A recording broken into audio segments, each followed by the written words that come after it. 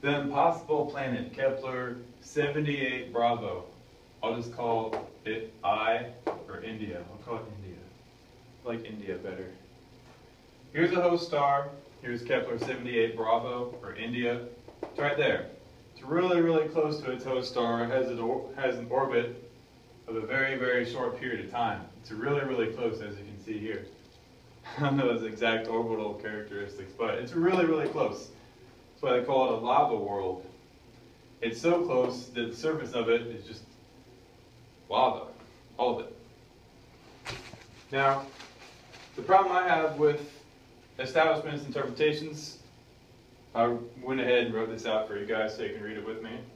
This lava world is an abomination. There's no physical way, a small world, only 20% larger than Earth, could have evolved in that location, and there's no known mechanism that could have transported it there.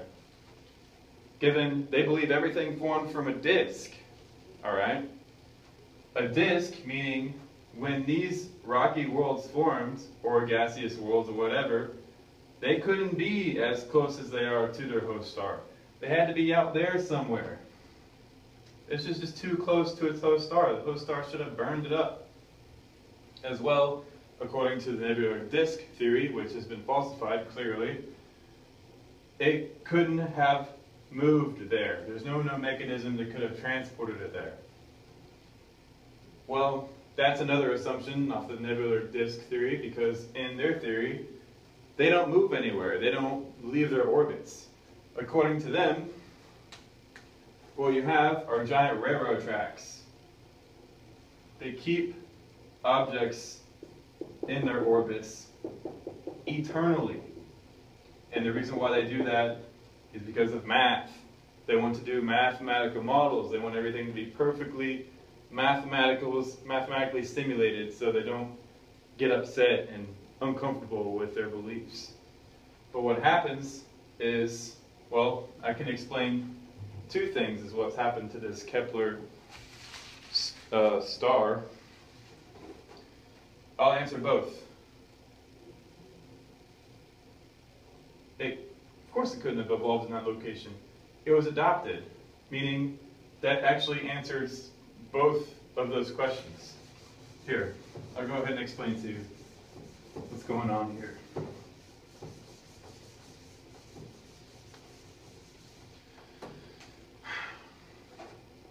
The host star, a long, long time ago, was traveling through the galaxy, all right?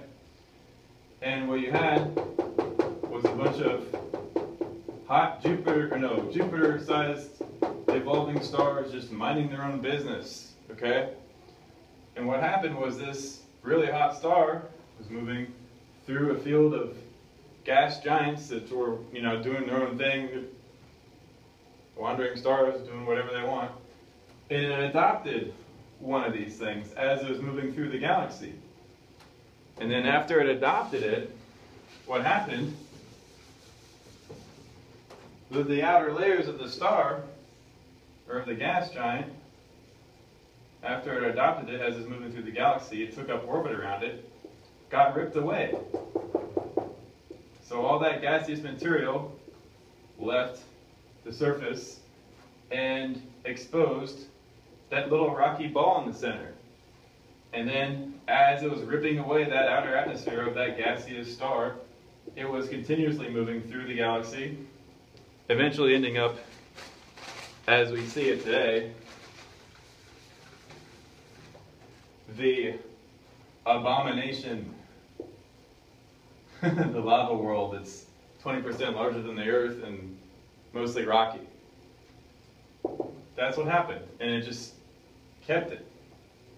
And then scientists, they're real smart with their telescopes and high technology, down here going, what the hell? How'd that get there? We don't know how it got there, We don't know how something could have evolved like that. There you go. It's that easy to understand. What this also means is that this object and this object are completely separate from each other. They're not related at all. The hereditary model of establishment science which is called the nebular disk theory, means that these two objects are related. When these formed, this, either A, came out of this, or B, this formed simultaneously as that, or this formed a little bit after that, with leftover material after this was formed. That's the incorrect version. The correct version is the evolutionary model. As I explained earlier, this was moving through the galaxy, and it adopted a gas giant, ripped away its outer layers, and then kept it, exposing the little rocky ball in the center. It's as simple as that.